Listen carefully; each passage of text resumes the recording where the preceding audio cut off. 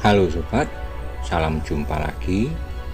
Melanjutkan kisah Nogososro dan Sabu Inten untuk sobat semua. Dalam kesempatan ini mengambil episode diserang sosok berkerudung kulit harimau hitam. Selamat menikmati. Salam budaya. Karena itu Gajah Soro tidak mau kehilangan waktu. Cepat sekali, seperti kilat ia meloncat sambil merentangkan tangannya, yang sesaat kemudian telah menyilang dadanya. Dengan suatu gerakan melingkar, lewat atas kepalanya ia menghantam harimau itu dengan dahsyatnya. Bahkan Gajah Soro telah mempergunakan ilmunya lebur seketi. Melihat serangan yang tiba-tiba datang itu, harimau hitam bisa meloncat menghindari pukulan lebur seketi yang tidak pula kalah dahsyatnya juga. Kali ini Gajah Soro tak berhasil mengenainya. Tapi sementara itu Maiso Jenar telah dapat menguasai diri sepenuhnya. Sehingga demikian ia melihat harimau itu berhasil menghindar pukulan Gajah Soro. Demikian Maiso Jenar mengulangi serangannya dengan ilmunya Sosro Birowo. Kali ini harimau meloncat tinggi-tinggi dan mengaum hebat sekali. Gajah Soro yang menjadi marah pula tidak membiarkan harimau itu. Karena sebelumnya harimau itu jatuh di tanah, ia telah mengulangi pula serangannya dengan aji lebur seketi. Akibat dari dua pukulan dahsyat itu hebat sekali. Harimau hitam itu terpental beberapa langkah.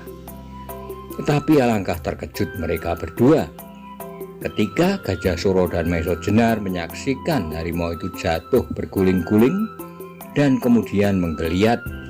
Dan seperti melinting ia meloncat dan bangun berdiri. Ya, berdiri di atas dua kaki seperti manusia berdiri.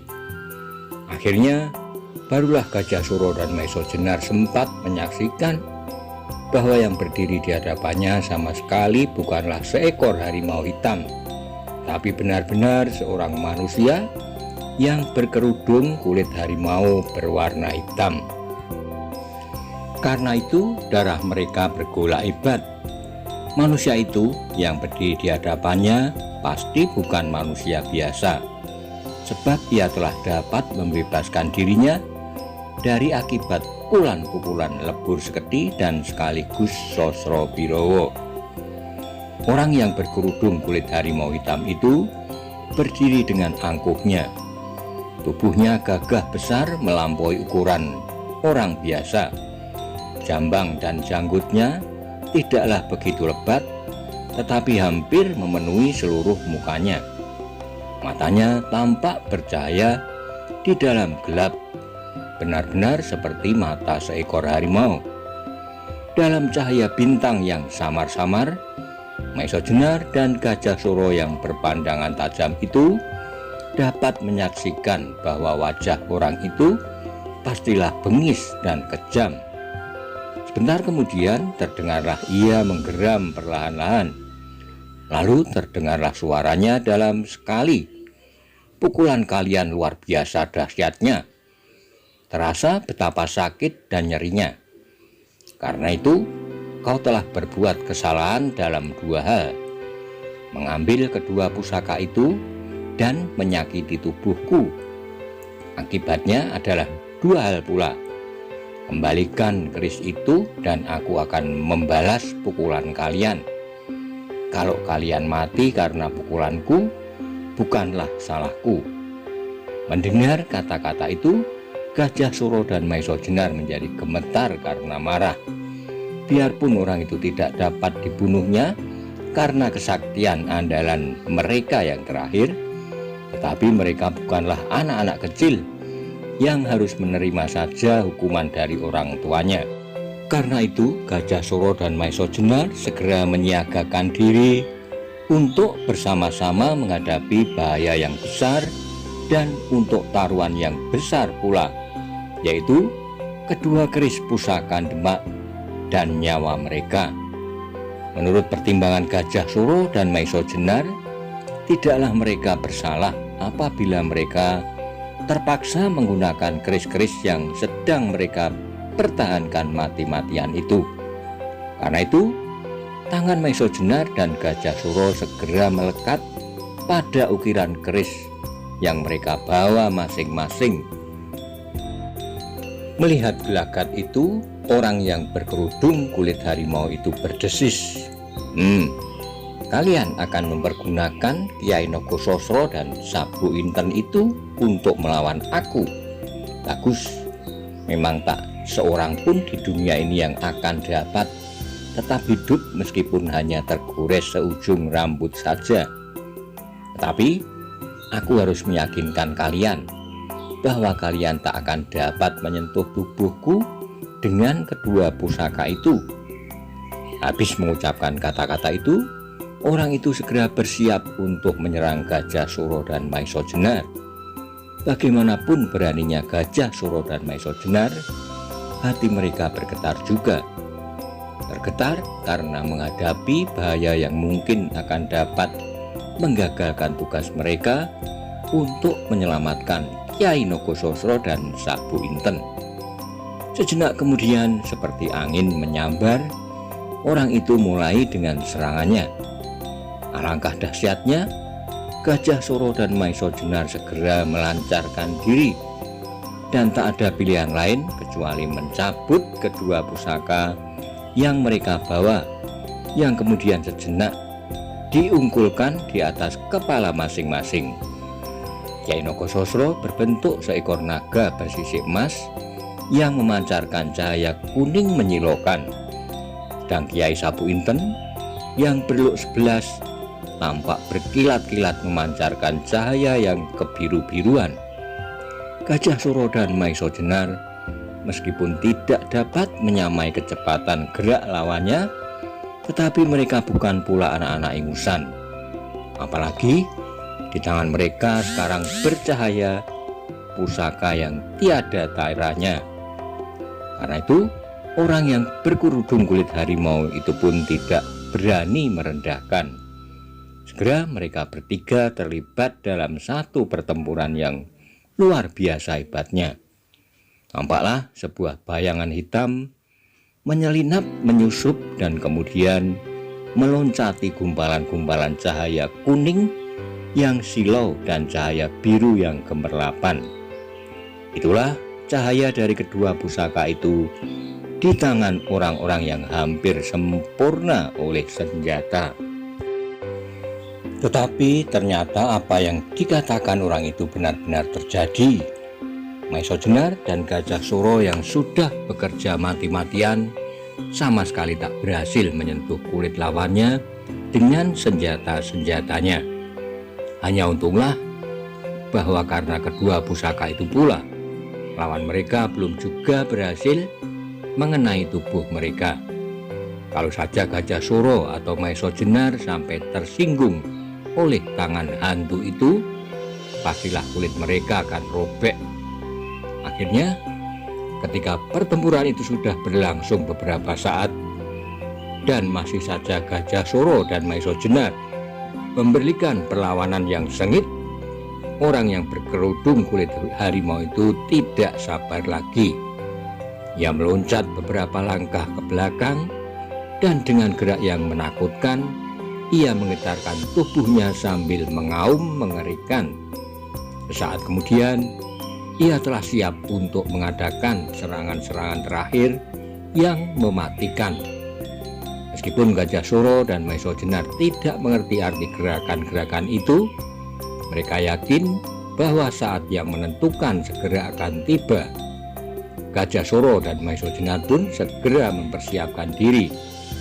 Mereka berdiri kira-kira berjarak 3-4 langkah yang dapat dicapainya dalam satu loncatan. Mereka sudah bertekad untuk bertempur sampai kemungkinan yang terakhir. Kalau mereka berdua harus mati, maka setan itu pun harus dapat dilukainya pula dengan salah satu dari kedua keris itu, sehingga ia pun pasti akan mati pula. Orang yang berkerudung kulit harimau itu setelah berhenti mengaum, segera bersikap seperti akan menerkam. Tangannya terjulur ke depan, sedang jari-jarinya dikembangkan. Melihat sikap itu, segera Gajah Suro dan Maesha Jenar teringat kepada istri Simorudro yang bertempur dengan cara yang serupa. Tetapi orang ini ternyata mempunyai ketinggian ilmu yang berlipat-lipat. Sejenak kemudian, hampir pada saat orang itu meloncati Gajah Suro, tiba-tiba terdengarlah suara tertawa yang nyaring, meskipun tidak terlalu keras. Kemudian disusul gemerisik daun-daun yang tergetar karena suara tertawa itu. Alangkah besar tenaga yang dilontarkan lewat suara yang tidak begitu keras itu. Mendengar suara itu, orang berkerudung kulit harimau itu nampak terkejut bukan main. Dan keadaan itu sangat mengejutkan Gajah Suro dan Maesha Jenar pula. Mereka telah terkejut karena getaran suara itu disusul oleh sikap orang yang berkerudung itu. Orang berkerudung itu kemudian menegakkan kepalanya. Ia menggeram hebat menunjukkan kemarahannya. Kemudian terdengar ia berkata, apa kepentinganmu dengan mengganggu pekerjaanku? Dan terdengarlah jawaban yang lunak, halus, hampir suara perempuan. Terhadap anak-anak itu, kau sudah akan mempergunakan ajimu macan liwung, katanya. Apa pedulimu? Jawab orang itu. Banyak kepentinganku atasnya. Mereka adalah murid-murid sahabatku, dan bukankah persoalan itu adalah persoalan anak-anak? Sebaiknya orang tua tidak usah ikut campur, jawab suara itu. Sebaiknya kau mengurus kepentinganmu sendiri, sahut orang berkerudung itu. Ini juga termasuk kepentinganku, jawab suara itu pula. Aku tidak pedulikan kau, potong orang berkerudung itu. Tetapi aku mempedulikan kau. Kalau kau memaksa pula untuk mencampuri perkara anak-anak, baiklah kita yang tua-tua ini membuka permainan sendiri. Sedang anak-anak biarlah mereka belajar menyelesaikan masalah mereka. Gila, selamanya kau gila. Kau berharap dapat mengalahkan aku sekarang? Tidak, aku tahu bahwa aku tak akan mengalahkan kau. Tetapi setidak-tidaknya kau juga tidak akan dapat mengalahkan aku. Dan permainan itu akan memberi kesempatan kepada anak itu untuk berlindung pada bapak-bapaknya. Karena ada seorang bapak telah ikut campur pula, jawab orang itu. Suara orang asing yang lunak dan mirip suara perempuan itu terang berasal dari belakang Gajah Suro dan Maesha Jenar. Meskipun demikian, Gajah Suro dan Maesha Jenar tidak berani menoleh ke belakang. Mereka tahu bahwa orang itu pasti tidak akan bermaksud jahat. Sebab kalau demikian, sudah sejak tadi ia dapat membunuhnya dari arah punggung. Apalagi ketika mereka berdua mendengar pembicaraannya dengan orang yang berkerudung itu, hati mereka seperti disiram embun. Tetapi meskipun demikian, mereka hampir tak berani berkedip. Sebab setiap saat orang yang berkerudung itu dapat meloncatinya dan merebut pusaka-pusaka itu, yang barangkali malah dapat dipergunakan untuk melawan orang yang berada di belakangnya itu. Bentar kemudian, kembali orang berkerudung itu menggeram. Jangan coba halangi aku, katanya.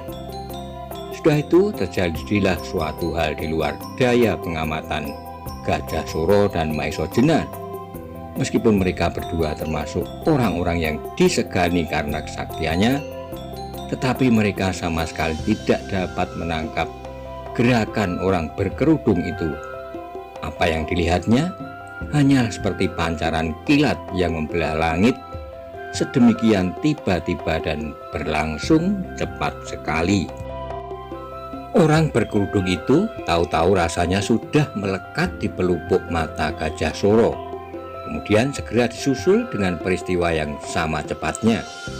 Sebuah benturan yang luar biasa dahsyat terjadi di hadapan mata Gajah Suro dan Maesha Jenar tanpa dapat diketahui permulaannya.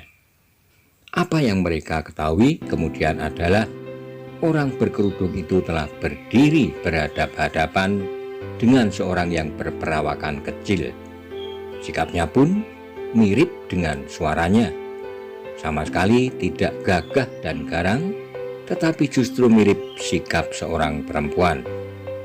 Orang itu berdiri dengan tubuh masih bergetar di antara Gajah Suro dan Maesha Jenar. Dan di hadapannya berdiri orang berkerudung itu yang juga nampak sedang berusaha menguasai keseimbangannya. "Kau benar-benar akan mencampuri urusanku?" bentak orang yang berkerudung itu. "Sudah aku katakan sejak tadi," jawab orang yang mirip dengan perempuan itu. Kemudian nampaklah orang berkerudung itu memandang berganti-ganti Gajah Suro, Maesha Jenar, dan orang asing itu. Mukanya yang hampir seluruhnya ditumbuhi rambut yang jarang-jarang itu nampak berkerut. Lalu katanya dengan suara parau, "Baiklah, aku tidak dapat melawan kalian bertiga. Tetapi jangan mengira bahwa aku telah melepaskan kepentinganku atas kedua anak-anak yang bermain-main dengan pusaka-pusaka itu." Setelah berkata demikian, segera ia meloncat tak ubahnya seekor harimau dan kemudian menyusup lenyap di gerumbul liar.